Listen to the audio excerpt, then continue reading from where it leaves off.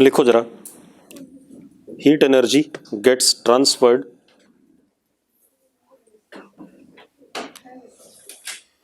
From hot body to cold body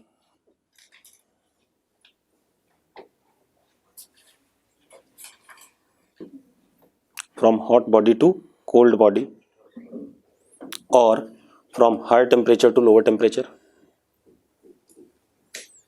or from higher temperature to lower temperature। ठीक है, तो कुछ लोग नोट्स भी गलत लिखते हैं। ठीक है, अब हमारे पास हीट ट्रांसफर के 3 मेथड थे। ठीक है, एक कंडक्शन, एक कन्वेक्शन और एक रेडिएशन। ठीक है, इसने लिखा है 2 मेथड थे। हाँ, पढ़ा तूने भी 3 ही है ना। ठीक, 2 लिखा है तूने यहाँ, ट्रांसफर्ड बाय 2 मोड्स। ठीक, अब तो क्या कहानी है कि भाई हीट जब ट्रांसफर होती है तो हाई टेम्परेचर से लो टेम्परेचर ट्रांसफर होगा, एक कहानी ये है। ठीक है, and we have 3 modes of transfer of heat. We have 3 modes of transfer of heat.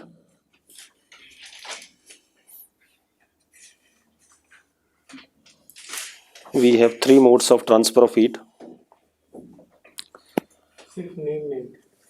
पहला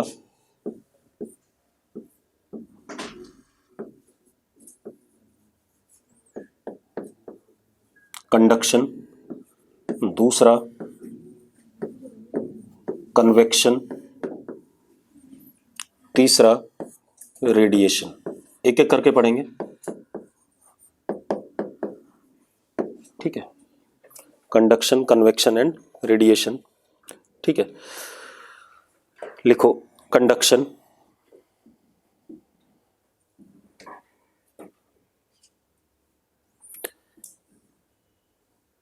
medium is required for transfer of heat. Conduction लिख रहे हैं हम, क्या लिख रहे हैं? कंडक्शन। कंडक्शन में medium is required for transfer of heat. Medium is required for transfer of heat. ठीक है, कंडक्शन की एक कहानी हो गई। दूसरा इसी में conduction is maximum in solids. मतलब अगर हम सॉलिड, लिक्विड और गैस को कंपेयर करें तो कंडक्शन से हीट ट्रांसफर सबसे ज्यादा किस में होगा? सॉलिड में। Conduction is maximum in solids, very small, very less in liquids and negligible in gas। very less in liquids and negligible in gas। अभी समझ में आ जाएगा, जब हम कंडक्शन का मैकेनिज्म पढ़ेंगे तो पता चल जाएगा ऐसा क्यों हो रहा है। ठीक है, इतनी बात। तो कंडक्शन के लिए हीट, मतलब एनर्जी को ट्रांसफर होने के लिए हाई टेम्परेचर से लो टेम्परेचर के लिए एक मीडियम चाहिए, और ज़्यादा अच्छा होगा कि मीडियम क्या हो? सॉलिड हो। ठीक है, लिक्विड है तो कम होगा कंडक्शन, गैस है तो बहुत ही निकम्मा सा होगा ही नहीं। ठीक है, अब सॉलिड में सबसे ज्यादा होगा। दूसरा मेथड लिखो, कन्वेक्शन।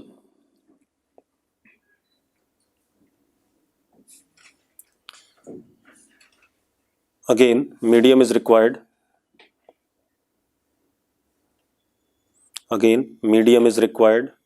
ठीक है, कन्वेक्शन के लिए मीडियम चाहिए। And convection mostly occurs in fluids, that is liquids and gases. Convection mostly occurs in fluids, that is in liquids and gases. Convection किस में होता है? भाई? फ्लूइड्स में, that is liquids and gases. Negligible in solids, solids में क्या होता है? Negligible in solids. ठीक है, तीसरा मेथड रेडिएशन।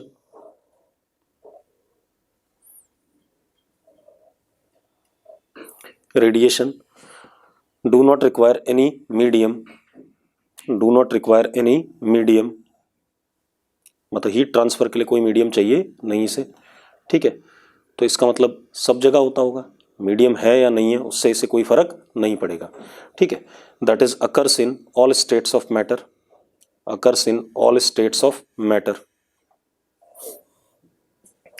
ठीक है,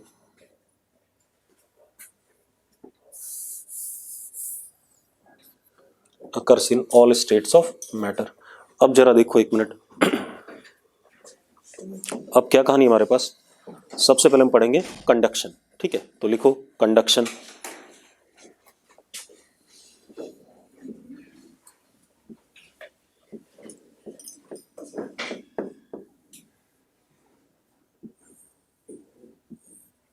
ठीक है, कंडक्शन की बात करेंगे। लिखो heat energy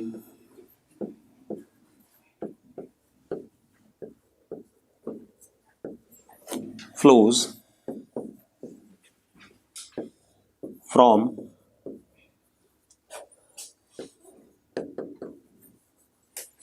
high temperature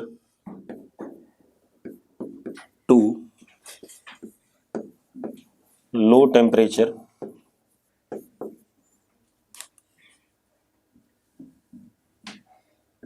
in solids। ठीक है, हीट एनर्जी हाई टेम्परेचर से लो टेम्परेचर की तरफ फ्लो करती है सॉलिड्स के अंदर, ठीक है, विदाउट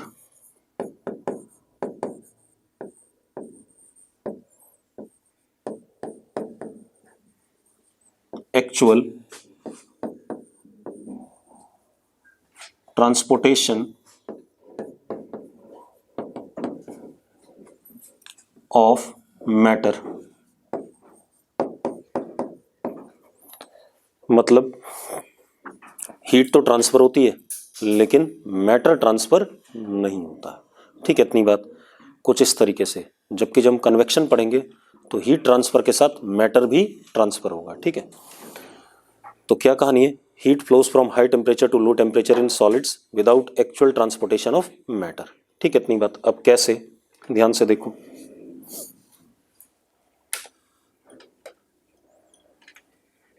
अब आप एक चीज देखो, आपके पास मान लो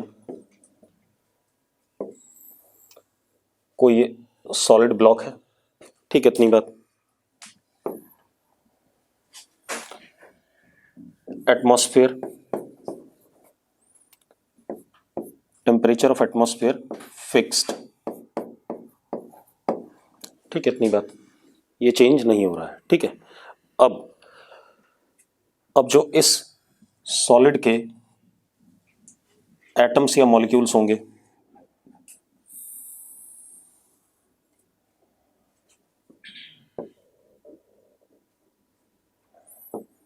जो इस सॉलिड के एटम्स या मॉलिक्यूल्स होंगे अपने क्रिस्टल लैटिस में अपनी जगह पर ऑसिलेट कर, मतलब इसका टेम्परेचर भी क्या बॉडी का मान लो TA है इस वक्त, ठीक है। इतनी बात। तो अगर हम ध्यान से देखें,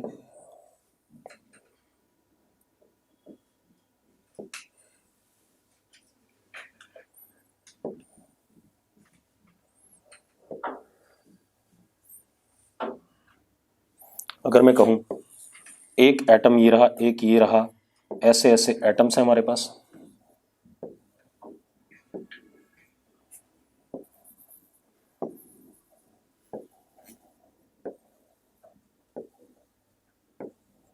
तो लिखो जरा, एटम्स और मॉलिक्यूल्स ऑफ सॉलिड, एटम्स और molecules of solid are fixed in their crystal lattice,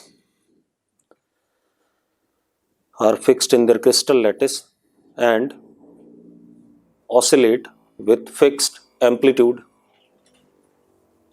ठीक है। और एम्पलीट्यूड किसके प्रोपोर्शनल होगा, टेम्परेचर के, ठीक है। तो हमने क्या कहा कि भाई atoms and molecules of solid are fixed in their crystal lattice and they oscillate, क्या लिखा हमने, are fixed in their crystal lattice and they oscillate about their mean position, जो भी उनकी पोजीशन रही होगी, about their mean position। इसका मतलब क्या हो गया, एटम या मॉलिक्यूल का कोई डिस्प्लेसमेंट नहीं है, एवरेज पोजीशन इसकी यही है, इसी के अबाउट क्या कर रहा होगा, ऑसिलेट। तो हम क्या कहेंगे, यहीं पर पाया जाएगा ये। हम इसके लिए क्या कहेंगे, यहीं पाया जाएगा। इसके लिए क्या कहेंगे, यहाँ पाया जाएगा। इसके लिए क्या कहेंगे, यहीं पाया जाएगा। क्लियर इतनी बात।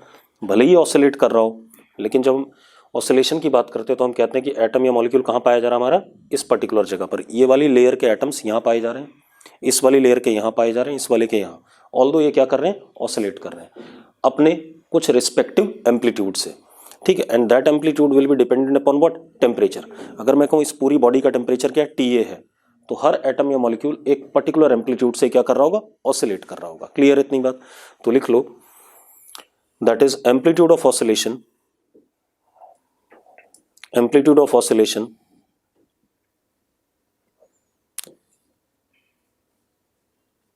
will be same for all atoms or molecules, will be same for all atoms or molecules if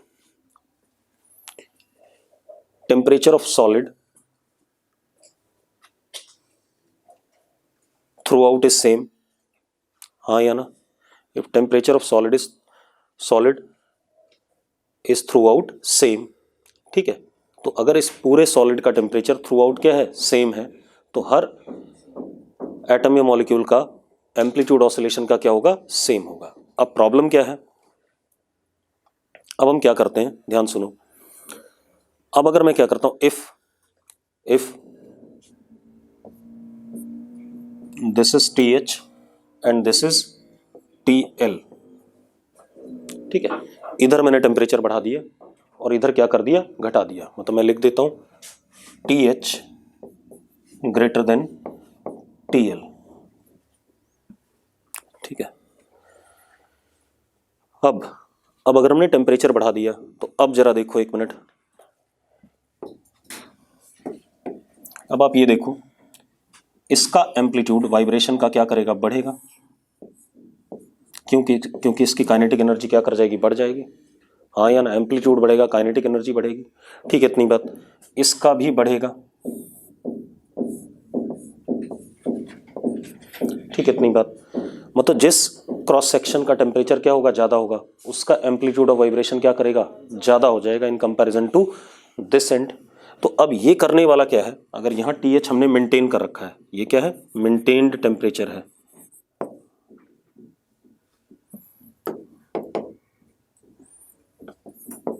fixed है टेम्परेचर, और इधर भी क्या है, फिक्स्ड है, और बाकी जगह पर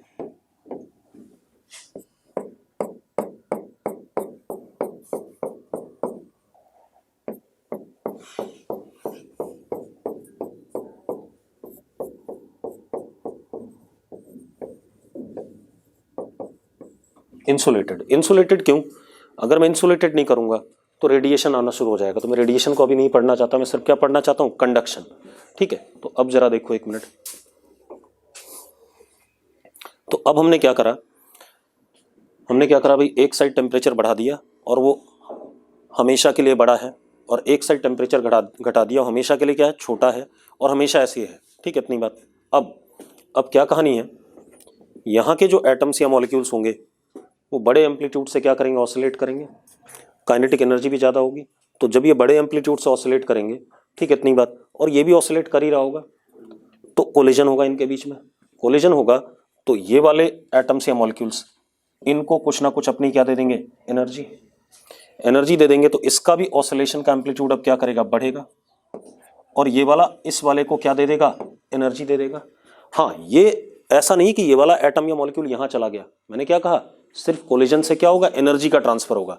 एक लेयर अगले सक्सेसिव लेयर को क्या देगी, एनर्जी देगी, अगली सक्सेसिव लेयर उसके अगले वाले को एनर्जी देगी। लेकिन एटम्स या मॉलिक्यूल्स ऐसा नहीं कि ये वाला ऐसे करके चल रहा है, ये ऐसे चल नहीं रहा है, ये चीज नहीं हो रही है, सिर्फ क्या ट्रांसफर हो रहा है, एनर्जी का ट्रांसफर हो रहा है। तो लिखो जरा, लिखो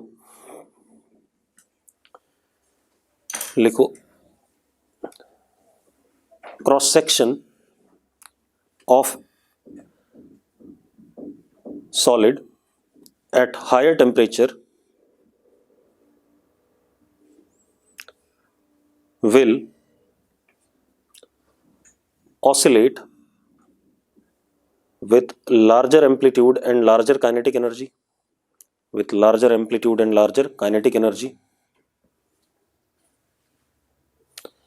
thereby colliding with successive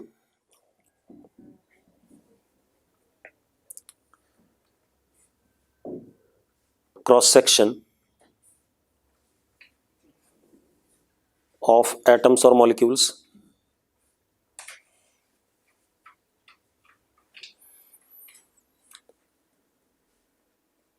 and in this process heat energy is transferred successively. ऐसी हीट एनर्जी क्या होगी, ट्रांसफर होगी सक्सेसिवली. ठीक है, इतनी बात क्लियर है. अब मेन काम पे आते हैं. ठीक है, मतलब ये तो क्लियर हो गया. अच्छा, अब इसमें एक और बात क्लियर हुई कि मतलब मैटर का ट्रांसफर नहीं हो रहा है, सिर्फ किसका ट्रांसफर हो रहा है, हीट एनर्जी का. तो लिखो जरा, now it is clear that during conduction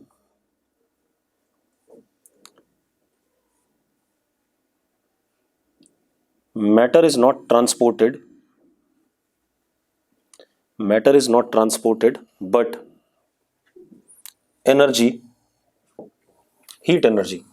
heat energy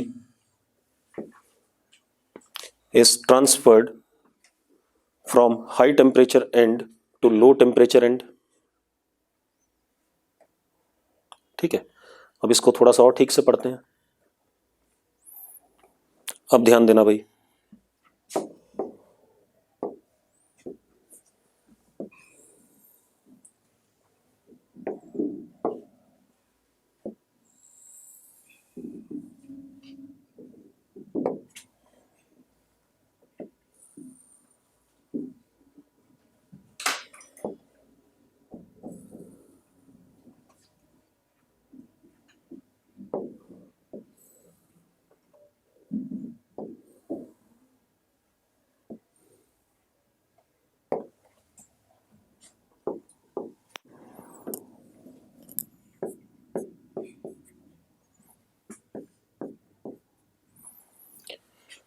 बाकी इंसुलेटेड है भाई. ठीक है, इतनी बात. और ये टेम्परेचर क्या है, फिक्स्ड, और ये भी क्या है, फिक्स्ड है. अब पहले हम इसमें आते हैं, अनस्टेडी स्टेट. Unsteady state. अब मेरी बात ध्यान सुनो. अगर मैं यहां पर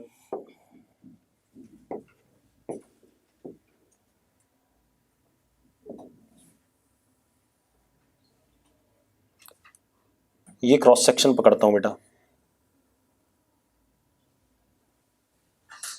एटम्स या मॉलिक्यूल्स का, ये वाला. ठीक है, अब आप एक चीज देखो, ड्यू टू कोलिजन ही हो रहा था भाई. जब भी आप कहोगे यहां पर तो मैकेनिज्म क्या, हीट ट्रांसफर का, कोलिजन. ठीक है, ड्यू टू कोलिजन अगर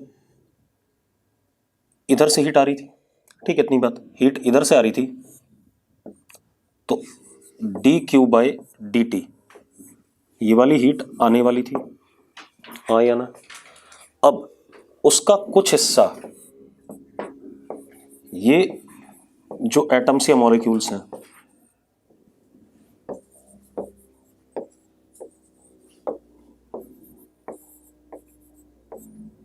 क्या कर लेंगे, एब्जॉर्ब कर लेंगे कि नहीं कर लेंगे,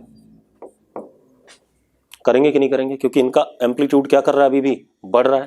भाई ये जरूरी थोड़ी है कि जो भी इसने कोलाइड करके इसको हीट दी वो सारी की सारी आगे चली जाए. भाई अगर हम मान लें कि एटम्स और मॉलिक्यूल्स हैं, ठीक है, यहां से इसको हीट 100 जूल मिली, ठीक है, अब 20 जूल इसने अपने पास रख ली एम्पलीट्यूड बढ़ाने के लिए, क्योंकि इसका एम्पलीट्यूड बढ़ गया. ठीक है, बाकी 80 आगे ट्रांसफर कर दी. फिर अगले वाले लेयर ने 20 जूल रख ली एम्पलीट्यूड बढ़ाने के लिए, 60 आगे ट्रांसफर कर ली. ठीक है, तो कुछ हीट क्या करेगा, एब्जॉर्ब करेगा. कौन, क्रॉस सेक्शन ऑफ एटम या मॉलिक्यूल, इसने एब्जॉर्ब कर लिया. बाकी यहां क्या हो गया, ट्रांसफर हो गया.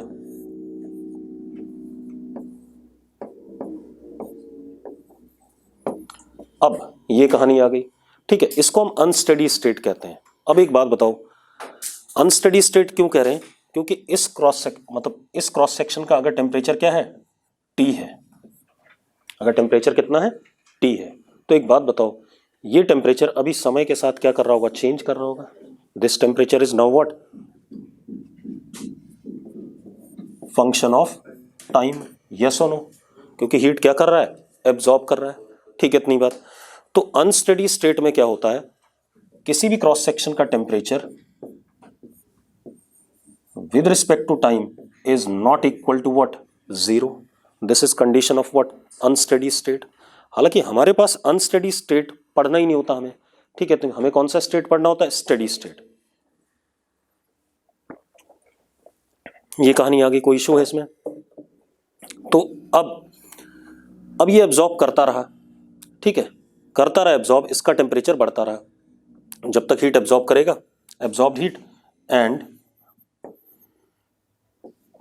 temperature of cross section increases gradually. ठीक है, इतनी बात क्लियर है? मतलब dt by dt will not be equal to 0। ये अनस्टेडी स्टेट की कंडीशन, अगर कहीं पर भी अनस्टेडी स्टेट की कंडीशन कहता है तो ये कहानी है। अच्छा, एक और चीज है बेटा, अगर हम x के साथ देखें, अगर मैं इसको x कहता हूं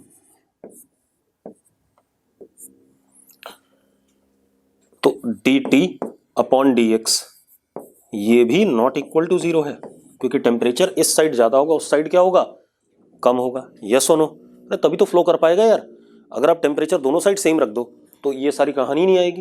क्लियर इतनी बात? तो dt बाई डी एक्स भी नॉट इक्वल टू 0 है। और इंपॉर्टेंट पॉइंट क्या है कि किसी भी पर्टिकुलर क्रॉस सेक्शन का dt by D T of given cross section, ये कह रहा हूं मैं, मतलब किसी पर्टिकुलर एक्स पे temperature is a function of what, time in unsteady state. Clear है भाई?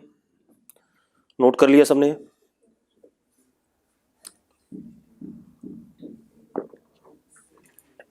अब लेकिन खेल क्या होगा, ये हीट एब्जॉर्ब करता जाएगा, टेम्परेचर बढ़ता जाएगा, एम्पलीट्यूड बढ़ता जाएगा, लेकिन रहना ये सॉलिड ही है। पढ़ क्या रहे हम, सॉलिड में conduction.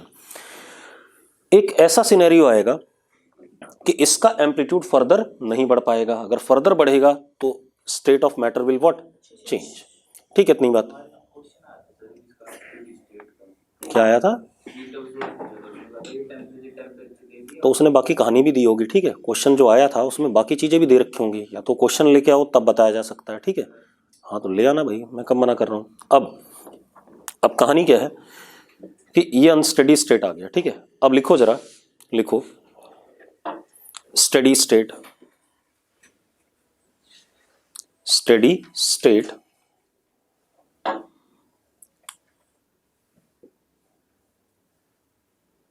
finally after unsteady state, finally after unsteady state, मतलब जब तक अनस्टेडी स्टेट चल रहा है उसके तुरंत बाद, finally after unsteady state, amplitude of oscillation, amplitude of oscillation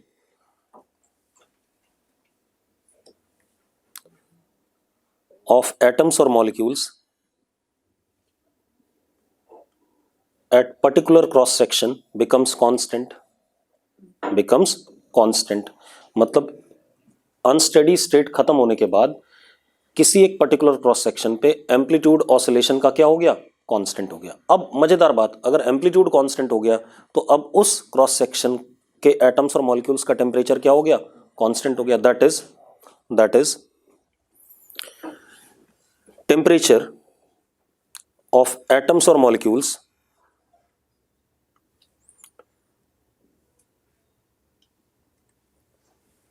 of cross section now becomes constant। हाँ या ना? do not vary with time, do not vary with time। ठीक है। अब अगर हम इस चीज को देखें तो अब जरा देखो, एक मिनट,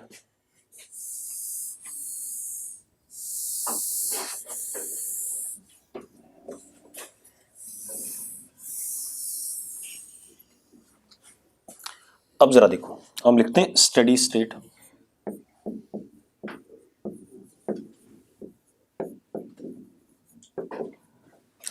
ठीक है। अब स्टेडी स्टेट में अगर इस क्रॉस सेक्शन का टेम्परेचर T है, ठीक है, तो अब dQA upon dt is equal to 0, no heat is absorbed, ठीक है।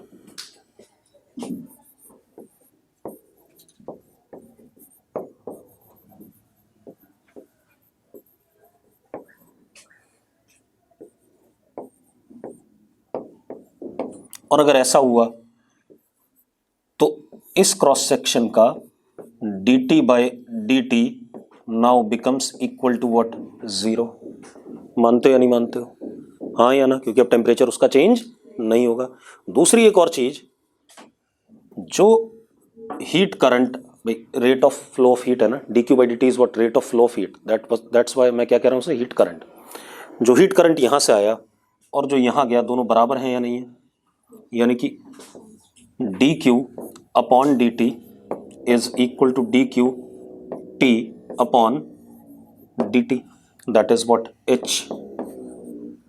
मतलब हर क्रॉस सेक्शन से अब सेम हीट फ्लो कर रही है कि नहीं कर रही है, या same rate of flow of heat है या नहीं है? ठीक है, इतनी बात। यही करंट में भी होता था कि हर क्रॉस सेक्शन से rate of flow of charge क्या होता था, फिक्स हो जाता था। अरे याद करो, जब एक बार स्टेडी स्टेट आ जाती थी तो current flowing in a conductor is same across each cross section. अलग अलग क्या होता था, करंट डेंसिटी और ये सब नाटक, इलेक्ट्रिक फील्ड और करंट डेंसिटी। तो वो यहां पर भी हीट करंट क्या हो गया, सेम हो गया। ठीक है, इतनी बात। तो H same across all successive cross sections, हाँ या ना? ये हमारे पास क्या आ गया, स्टेडी स्टेट आ गया। क्लियर इतनी बात? मतलब अब टेम्परेचर पर्टिकुलर क्रॉस सेक्शन का क्या हो गया, ये चीज क्या हो गई, this is now what, constant. हाँ या ना? ये स्टेडी स्टेट है। हमें पढ़ना क्या होता है, स्टेडी स्टेट ही पढ़ना होता है। हमें क्या कहते हैं, अनस्टेडी स्टेट नहीं पढ़ना होता 11th-12th में। ठीक है, इतनी बात। तो बात कर लेते हैं भाई। हाँ, अब बता रहा हूं, देख एक बात बता, हीट इस साइड से इस साइड फ्लो कर रहा है, ठीक है? तो अगर इस साइड से इस साइड जा रहा है तो यहां टेम्परेचर थोड़ा सा कम होगा कि नहीं होगा? तभी तो हीट फ्लो कर रहा है। हीट तो अगर ये टेम्परेचर और ये टेम्परेचर सेम हो जाए तो हीट क्यों फ्लो करेगा? तो हीट फ्लो करने के लिए dt बाई dx तो क्या होना चाहिए, अनइक्वल टू 0। ठीक है, इतनी बात। एक चीज और, इन direction of h t decreases. यही तो पढ़ते थे यार, करंट की डायरेक्शन पोटेंशियल क्या करता है, घटता है। हाँ या ना? ठीक है, तो ये कहानी आ गई, क्योंकि यहां पर पोटेंशियल कौन है, temperature difference, that is potential difference. हाँ या ना? ठीक है, ये कहानी आ गई। नोट करो इस बकवास को। अब बढ़ जाए आगे। अब हम स्टेडी स्टेट के लिए फॉर्मूले बना लें। ठीक है,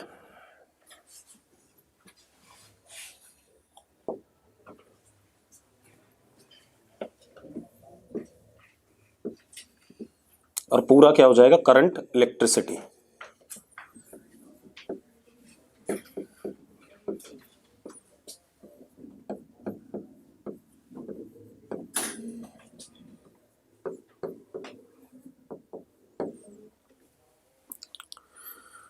इसीलिए जो हम करंट पढ़ते थे उसे कंडक्शन करंट भी कहते थे। हाँ या ना? तो यहां पर भी बात करें कंडक्शन ड्यूरिंग स्टेडी स्टेट। ठीक है, अब आप देखो भाई,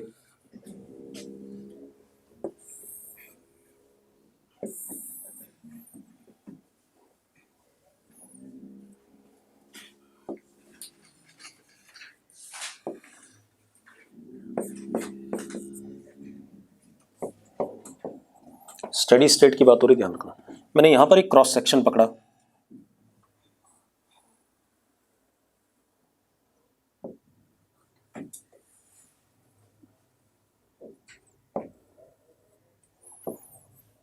dx थिकनेस का। हीट ऐसे फ्लो कर रहा है क्योंकि हायर टेम्परेचर से किधर फ्लो करेगा, लोअर। और हर क्रॉस सेक्शन पे सेम आएगा कि नहीं आएगा, पहले बता दो मुझे। अरे हर क्रॉस सेक्शन पे क्या होगा, सेम होगा। अब एरिया ऑफ क्रॉस सेक्शन कितना है, a है, ठीक है? और इधर टेम्परेचर कितना, T, तो इधर कितना, T माइनस dt। भाई दोनों साइड टेम्परेचर क्या होना चाहिए, अलग अलग होना चाहिए, तभी हीट क्या कर पाएगा, फ्लो कर पाएगा। अब जो इसमें H फ्लो कर रहा है dq बाई dt, या जो H है that is proportional to, basic कारण क्या है, टेम्परेचर डिफरेंस।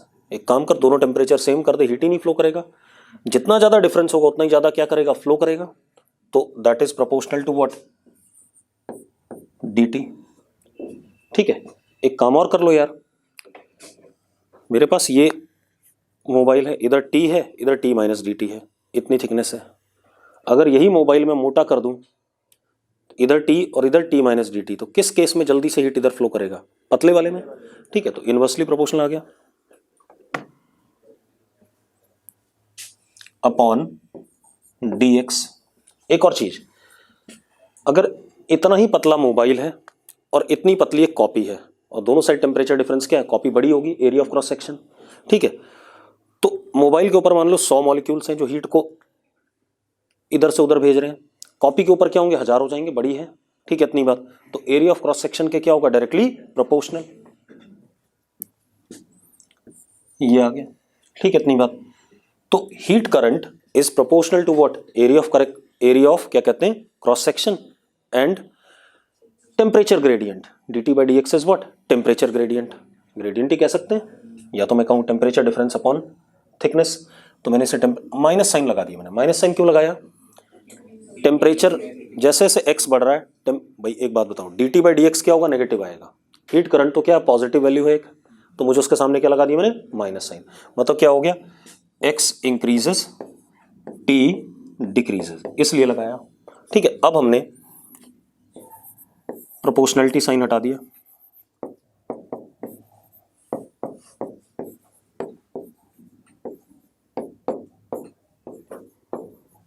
ठीक है, इतनी बात। This k is thermal conductivity of the material.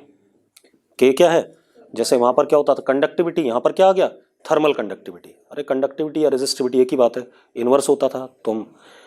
तो k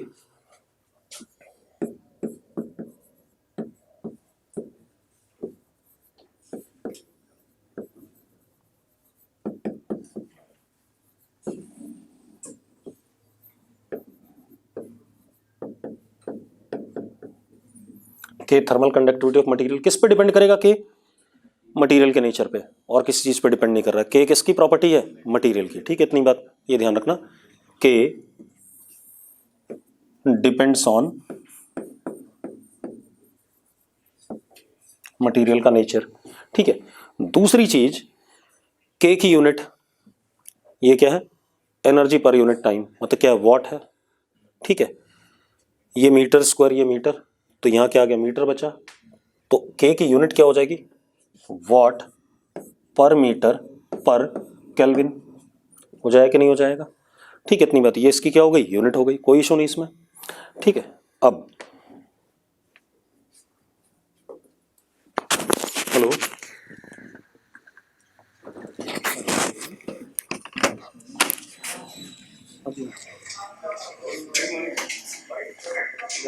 हुआ नहीं कर देता, अभी तो मैं बताऊंगा 5 तारीख के आसपास। वही चीज है ना, इसलिए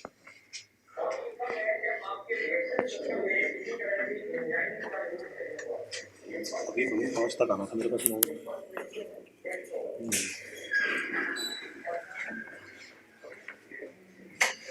आप मुझे 1.5 घंटे बाद कॉल करो, फिर मैं बताऊंगा।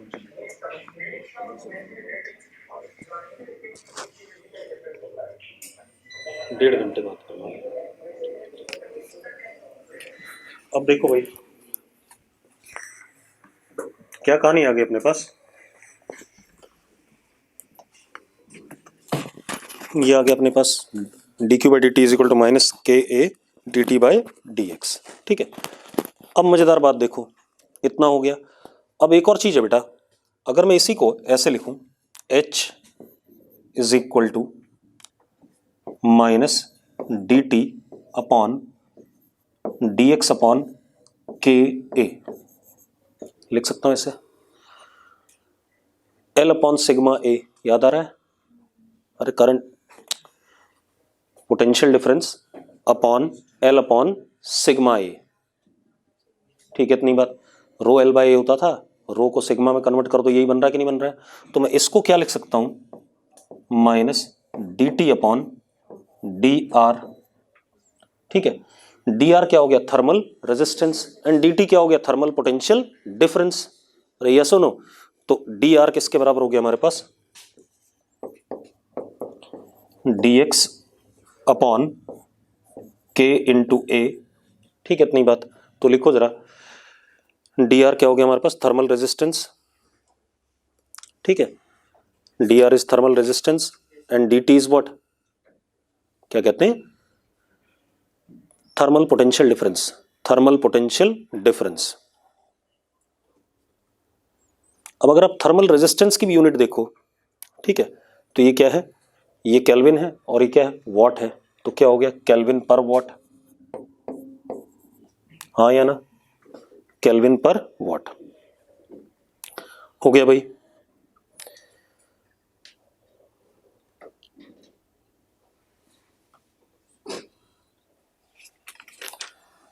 अब अगर हम थोड़ा सा जल्दी बात करें, अगर थर्मल कंडक्टर्स सीरीज में हैं तो रेजिस्टेंसेस क्या हो जाएंगी, R1 plus R2 plus R3। Series में होने का मतलब क्या है, करंट सब में क्या होना चाहिए, सेम होना चाहिए, यही पता है ना, ठीक है इतनी बात। पैरेलल में तो क्या सेम होना चाहिए, पोटेंशियल डिफरेंस, मतलब टेम्परेचर डिफरेंस। अरे बात क्लियर है, क्योंकि यहां पर पोटेंशियल डिफरेंस कौन है, टेम्परेचर डिफरेंस। तो लिखो जरा, series and parallel combination of thermal resistances, series and parallel combination of thermal resistances.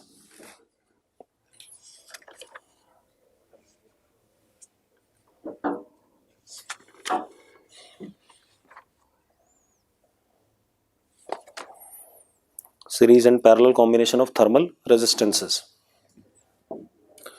लिखो सीरीज कॉम्बिनेशन, सीरीज कॉम्बिनेशन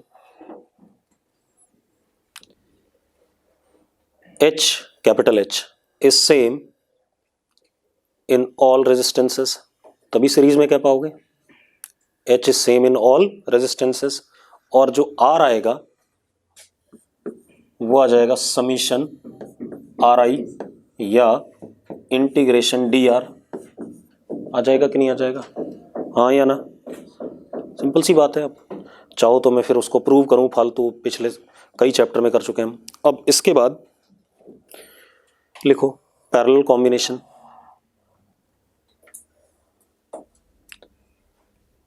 लिखो delta T is same across resistors, हाँ या ना, कौन सेम होगा भाई, पोटेंशियल डिफरेंस है ना, delta T is same across क्या कहते हैं, रेजिस्टर्स, ठीक है इतनी बात। तो अब उसमें आर इक्वलेंट क्या आएगा, 1/r इज समीशन 1/ri, ऐसे ही होता है कि नहीं होता है, या 1/r is equal to integration 1/dr, yes और नो, अरे पक्का ठीक है, हो जाएगा।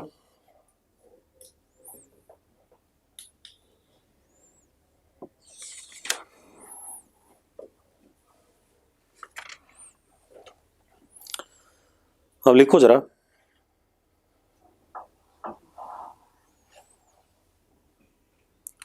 good conductors of electricity are also good conductors of heat।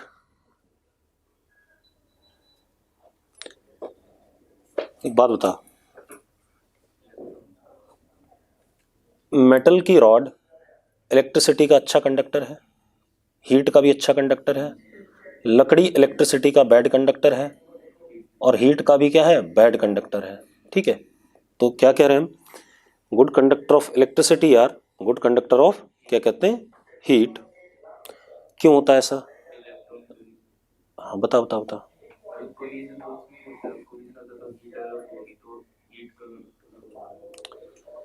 अगर बोर्ड में लिखने को आ जाए, अच्छा बोर्ड में तो आएगा नहीं, खैर 11वीं में है, ठीक है, क्या लिखेगा, why good conductors of electricity are good conductor of heat.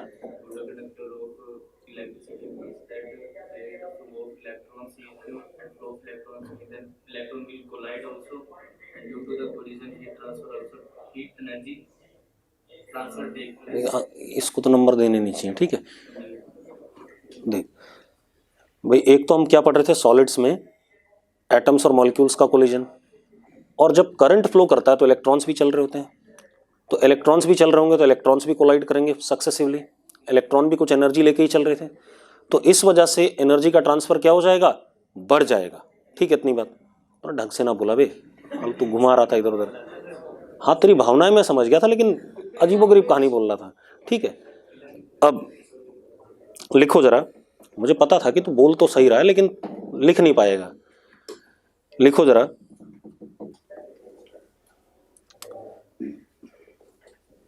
In electric conductors, in electric conductors,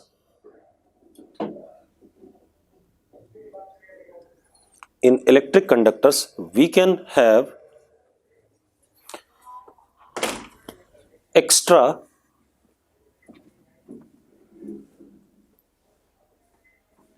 heat transfer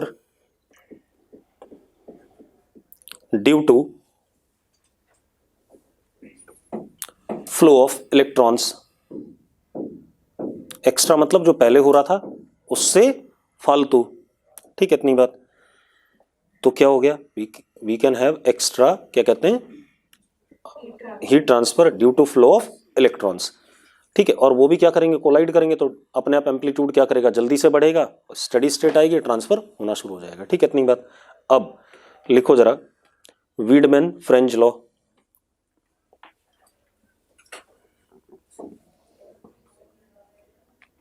वीडमैन French law ये क्या कहता है, K is proportional to sigma into T। K is what, thermal conductivity, and sigma is what, electrical conductivity।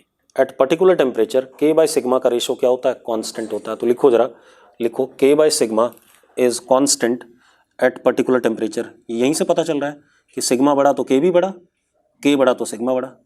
ठीक है, at particular temperature K by sigma is equal to constant। अगला लिखो, Ingenhousz experiment, INZENHAUZ,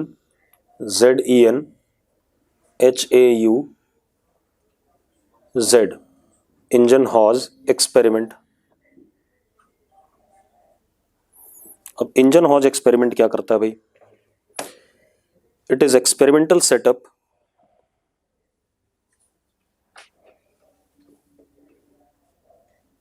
it is experimental setup used to measure thermal conductivity of different materials।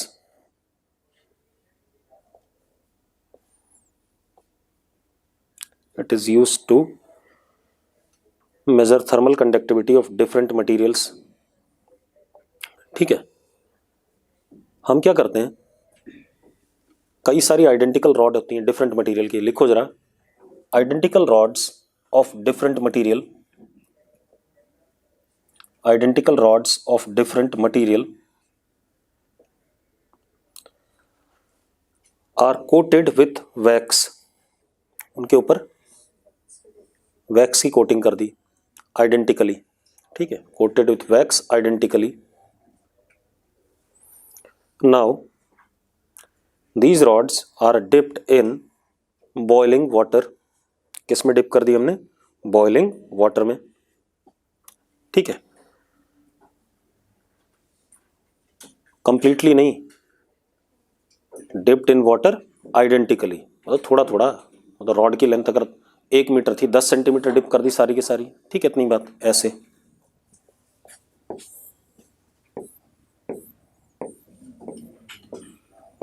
ऐसे। ठीक है, इतनी बात clear है। तो डिप्ड इन क्या कहते हैं, बॉइलिंग वाटर। ठीक है, now L1 L2 L1 L2 L3 dash dash is length of wax melted in given time. मतलब पहली रॉड में L1 लेंथ की वैक्स मेल्ट हुई, दूसरे में L2 लेंथ की, तीसरे में L3 लेंथ की डैश डैश इज मेल्टेड। ठीक है, इतनी बात। तो उसने क्या कहा, thermal conductivity of 1 is to thermal conductivity of 2 is to thermal conductivity of 3 dash dash is equal to L1 square is to L2 square is to L3 square dash dash dash. Simple, ठीक है, ये याद रखना आपने, result कई बार आपको काम आ जाएगा। अब भाई जैसे हमने इलेक्ट्रिक करंट पढ़ा था कि डिफरेंट टाइप ऑफ कंडक्टर्स, पढ़े थे कि नहीं पढ़े थे? स्फेरिकल, सिलेंड्रिकल, नाटक किए थे हमने, वही हम यहाँ भी करने जा रहे हैं। तो जल्दी काटेंगे इस चीज़ को, समय नहीं खराब करेंगे, ठीक है। अब सबसे पहले हमारे पास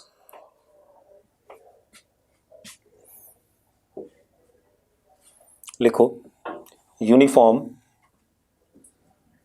सिलेंड्रिकल कंडक्टर।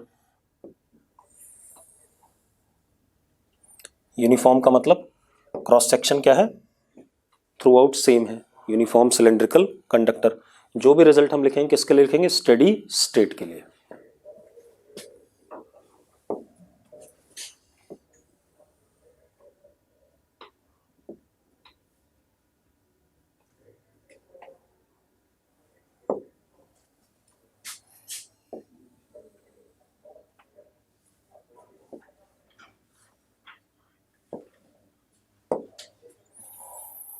अब इसका क्रॉस सेक्शन का रेडियस कितना? स्मॉल आर, ठीक है। तो एरिया ऑफ क्रॉस सेक्शन क्या हो गया?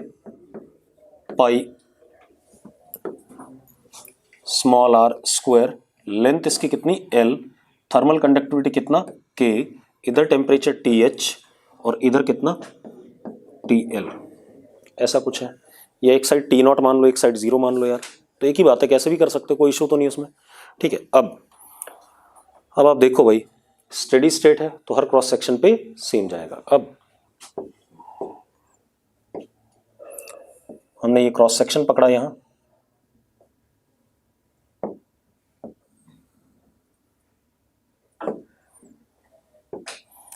x दूरी पे dx थिकनेस का, यहां टेम्परेचर T, यहां T माइनस dt, हीट ऐसे जाएगा।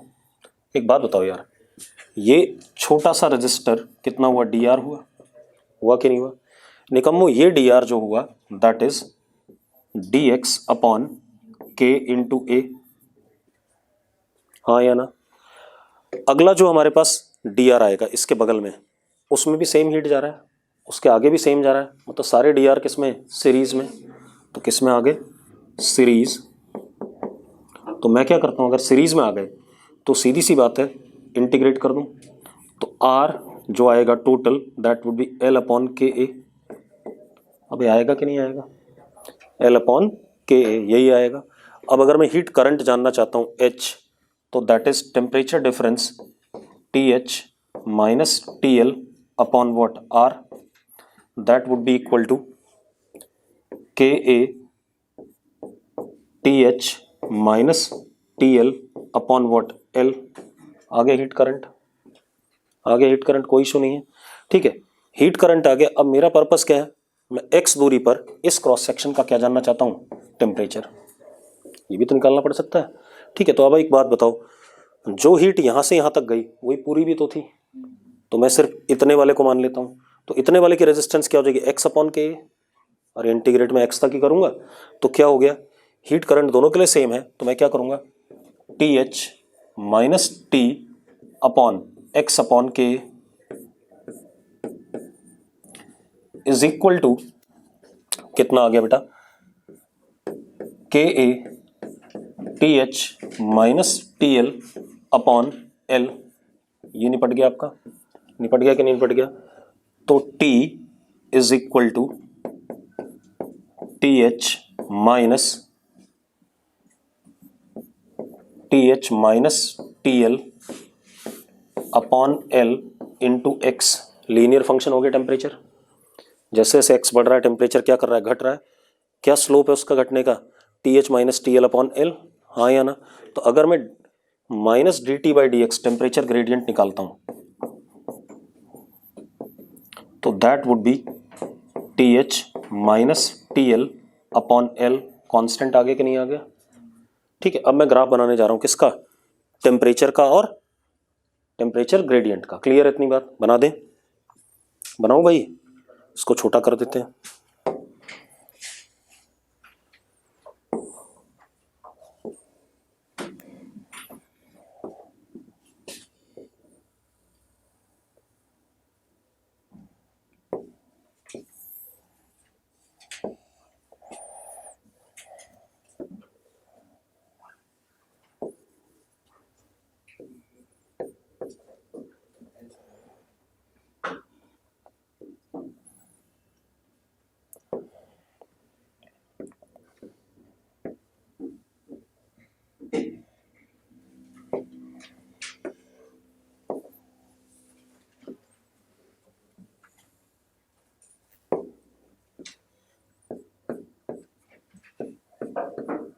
ये बनेगा कि नहीं बनेगा भाई? Straight line, x equal to 0 पे टेम्परेचर क्या था? TH, और x इक्वल टू L पे टेम्परेचर क्या हो गया? TL हो गया। डाल के देख लो वैल्यू अपने आप आ रहा है। ठीक है, स्लोप भी आपको पता है कितना है, -TH minus TL upon L।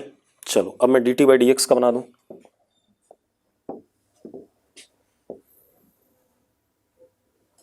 ये ध्यान रखना, मैं -dt/dx का बना रहा हूं, ये ध्यान रखो भाई। मैं किसका ग्राफ बना रहा हूं? -dt/dx का। ठीक है, इतनी बात।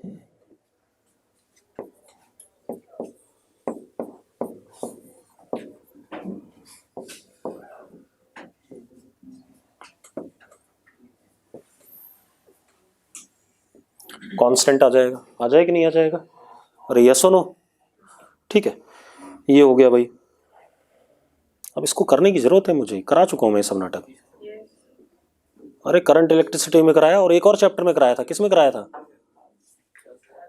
2 चैप्टर में कराया मैंने। कैपेसिटर में भी हो गया, इंडक्टर में भी हो गया ये नाटक, सब जगह तो ये नाटक करते जा रहे हैं यार हम। कितना करेंगे?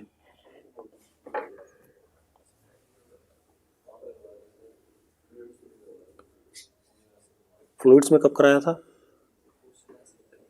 फ्लूइड में कब कराया? हाँ उसमें कराया था, वो जो सॉलिड वाला होता था ये, मतलब हाँ। अब सुनो भाई, लेकिन उसमें भी सिंपल से करे थे, ज़्यादातर रेजिस्टेंस और कैपेसिटर में करे हमने। ठीक है, अब अगला देखो भाई, तो बुरा समझाएगा, इसी में एन्युलर भी कर लोगे आप। ठीक है, चलो अब हम दूसरा देखते हैं, कर ही देते हैं। चलो खुश हो जान दो इन्हें।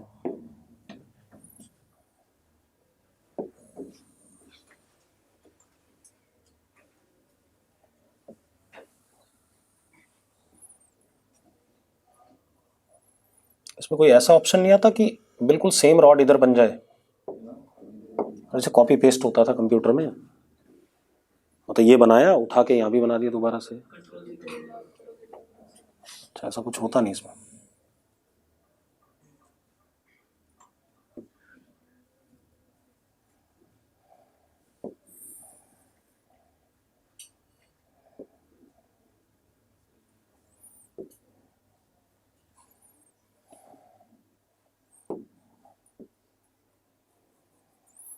ये हमारे पास एक सिलेंडर है।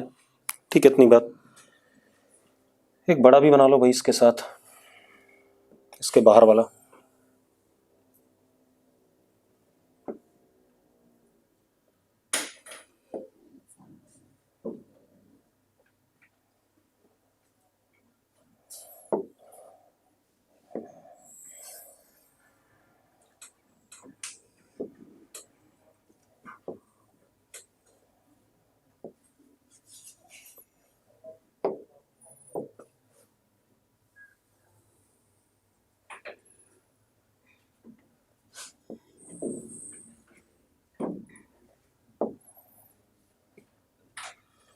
देखो भाई, अंदर वाले का रेडियस a और अंदर क्या है? हॉलो। ये मटेरियल है, इसकी थर्मल कंडक्टिविटी k, और बाहर वाले का रेडियस b, और ये लेंथ इसकी कितनी? l। ठीक है, मैंने क्या करा, इनर सरफेस को यहां पर टेम्परेचर T0 कर दिया या TH कर दिया, ठीक है, और आउटर यहाँ टेम्परेचर मैंने 0 कर दिया, कोई दिक्कत नहीं है। आप TH और TL भी ले सकते थे, ठीक है, मेरी कैलकुलेशन आसान होती है तो मैं इस तरीके से कर रहा हूँ, या चलो आप खुश हो जाओ।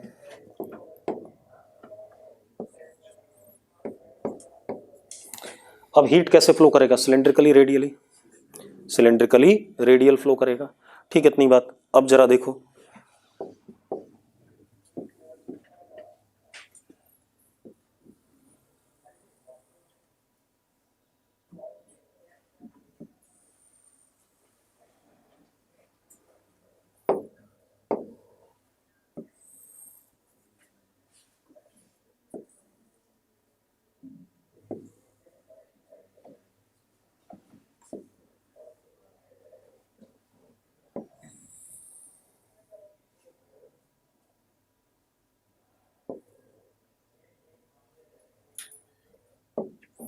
ये बन गया हमारे पास, ठीक है। कितने रेडियस का इसको ले लिया हमने?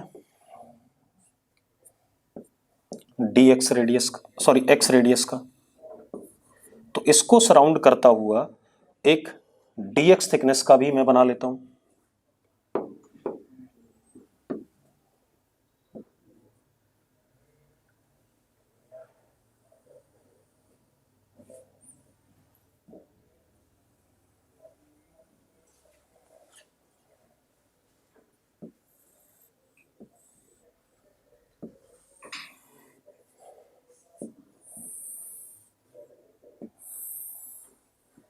ये बन गया कि नहीं बन गया? हाँ या ना? अरे बन गया कि नहीं बन गया? अब हीट करंट कैसे फ्लो करेगा? ऐसे फ्लो करेगा, H, यहां पे टेम्परेचर T, यहां T माइनस dt, कोई दिक्कत नहीं, क्लियर है। अब सबसे पहले इसका रेजिस्टेंस, और सारे सीरीज में होंगे कि अगला सिलेंडर सब में हीट किया जा रहा है सेम, तो dr is equal to dx upon कितना हो गया? k इंटू ए, तो k a कितना बेटा? 2 पाई x इंटू एल, ठीक है, सीरीज में, तो इंटीग्रेट कर दें इसे, तो r आ जाएगा अपने पास, r is equal to 1 upon 2 pi k l, हाँ या ना, log b बाई ए, आ जाएगा भाई, आ जाएगा। हीट करंट सिंपली क्या आ जाएगा? H is equal to TH minus TL upon log b by A into 2 pi KL, आ जाएगा हीट करंट। फालतू बकवास है, सब जबरदस्ती कर रहे हैं अब हम, ठीक है, अब कुछ फायदा नहीं इसको करने का। ये आ गया अपने पास हीट करंट, ठीक है, हीट करंट आ गया। अब मुझे क्या बताना है? x दूरी पर क्या बताना है? टेम्परेचर बताना है। तो जो हीट यहाँ से यहाँ गई वही आगे भी गई, सब जगह गई, ठीक है, तो मैं यहाँ से यहाँ तक ले लेता हूँ, ठीक है, इतनी बात। तो रेजिस्टेंस अब कितना हो जाएगा? log x अपॉन ए हो जाएगा, बाकी सब तो सेम रहेगा। तो क्या आ जाएगा? TH minus T upon log x upon A will be equal to TH minus TL upon log b upon A. और यही आया कि नहीं आया पहले बता दो मुझे, इतना ही समझ में आता है, बाकी तो कट जाएगा ऊपर वाला, तो सेम है दोनों में। तो T is equal to TH minus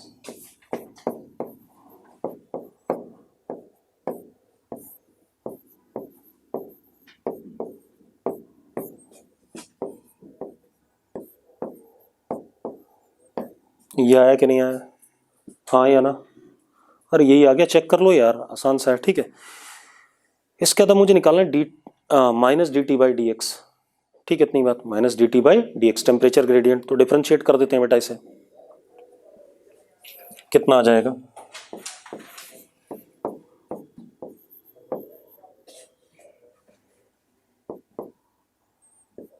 one upon x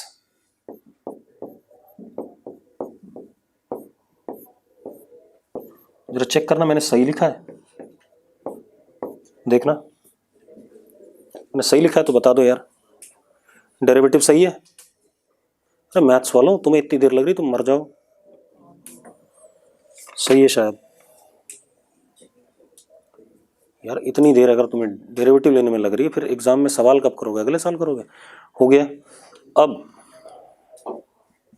हम ग्राफ बना दें भाई।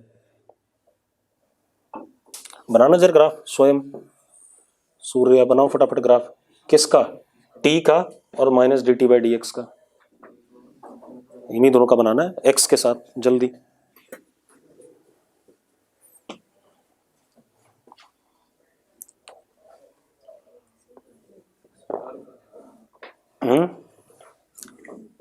मैंने कहा बनाना है, ठीक है, बना फटाफट।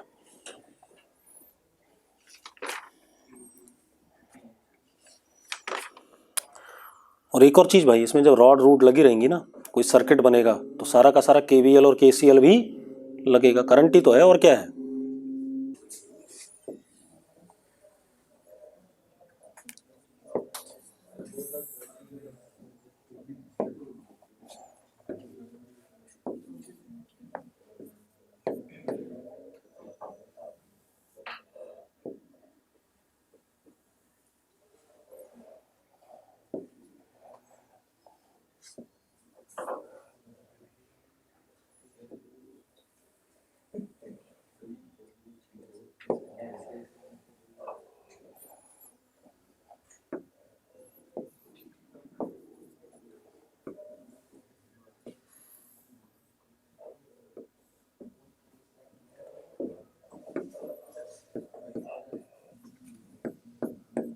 ये बन गया भाई, सिंपल है, कोई इशू नहीं है। ठीक है, इतनी बात। माइनस ऑफ लॉग एक्स का ग्राफ ऐसा बनता है। देखिए कितना बड़ा बेकार आदमी है। लॉग एक्स ऐसा होगा तो माइनस ऑफ लॉग एक्स ऐसा होगा भाई। क्या रोना रो रहा है? ठीक है, वो उठा हुआ है कहीं जा करके। तो अजीबोगरीब बातें हैं यार। इतना सा ना उसे समझा रहा है कि कनकेव अप बनेगा, कनकेव डाउन बनेगा। तो सोचना चाहिए, मैथ्स का स्टूडेंट है तू। अब मतलब मैथ्स वालों को तो नहीं सोचना चाहिए, तो आंख बंद करके मारनी चाहिए ऐसे। बेटा जब जेई एडवांस का पेपर दोगे ना, तब अपने आप ही गलती कर दोगे। यही होगा जब अभी इतना सोचना पड़ रहा है, फ्री बैठा हुआ है तब, और वहां तो लंका लग जाएगी तेरी। वहां तो पता ही नहीं चलेगा क्या हो रहा है।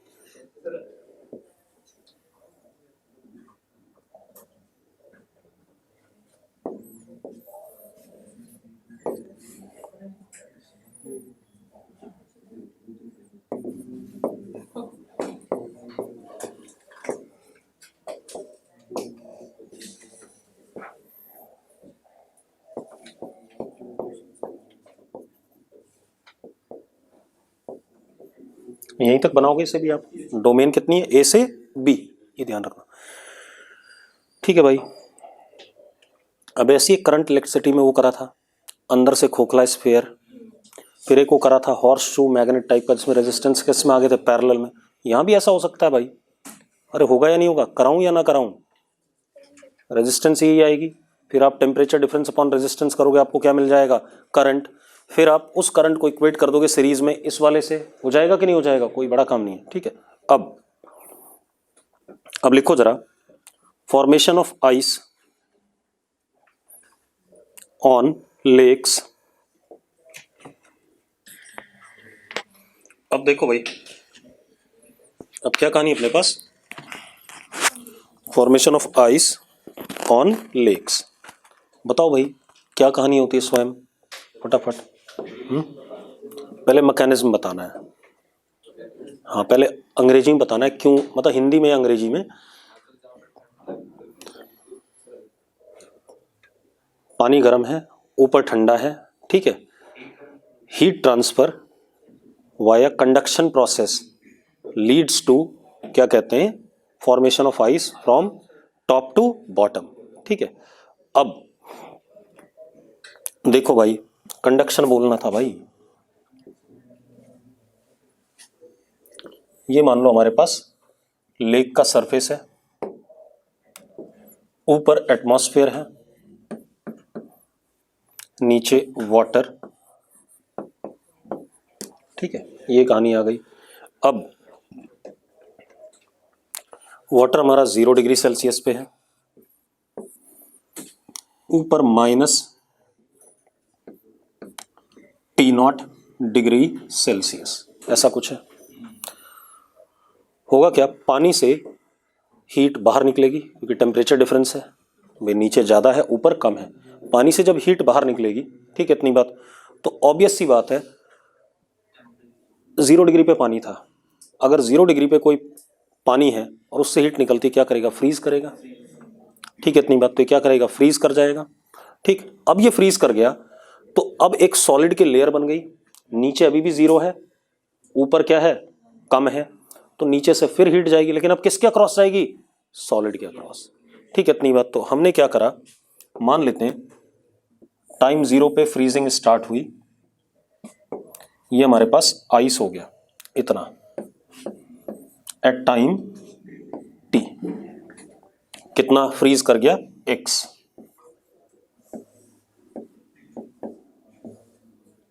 कितना फ्रीज कर गया, x, ठीक है। अब हीट इस साइड से इस साइड जाएगी, तो जो छोटे से टाइम dt में हीट गई उससे कितना फ्रीज कर गया वो भी देख लो भाई, फर्दर कितना फ्रीज कर गया, मान लो dx,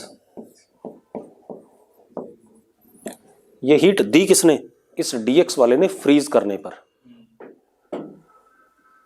mass of this dx portion into latent heat of fusion, वो किस में जा रहा है, हीट ट्रांसफर में, ठीक है, इतनी बात। तो क्या हो गया, इसका मास हमने मान लिया कितना, dm, क्या कह रहा है, ऊपर वाले को पिघला दे, स्टेडी स्टेट पढ़ रहा है, क्या पढ़ रहा है, ऊपर वाला हीट एब्जॉर्ब करता है, किसके लिए पढ़ा है सब, ठीक है, अपने कुछ भी कहने जा रहा है, ठीक है, मतलब बेटा दिमाग को ना खुला रखो। dm into LF is equal to K of ice, क्योंकि आइस के थ्रू जा रहा है, area of cross section layer जो भी है, ठीक है, हाँ क्या कहते हैं, T0 upon x, T0 upon x, length is what, x के थ्रू गया, ठीक है, इतनी बात। अब dm इज रो, ठीक है, a इंटू dx,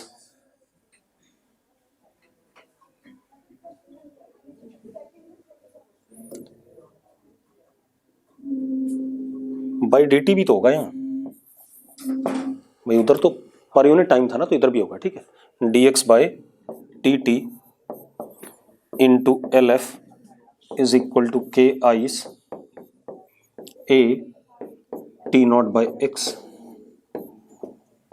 ठीक है, इतनी बात। तो क्या हो गया, dt is equal to LF rho upon K ice into T0 x dx,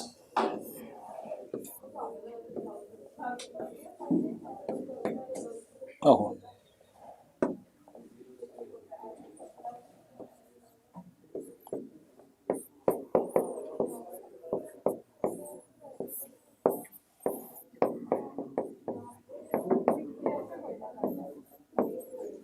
ये आ गया भाई, ठीक है, इतनी बात क्लियर है, इतना फ्रीज कर जाएगा टाइम t में, ठीक है, ये y निकालना है, टाइम t दे रखा तो y आ जाएगा, और अगर आपको थिकनेस दे रखी टाइम निकालना है तो ये आ जाएगा, क्लियर इतनी बात। तो इस तरीके से फ्रीज करेगा, कल बात करेंगे अब इसके बारे में, ठीक है। मेन जो इम्पॉर्टेंट है कंडक्शन नहीं है, रेडिएशन है, जहाँ से सवाल आएंगे आपके पास।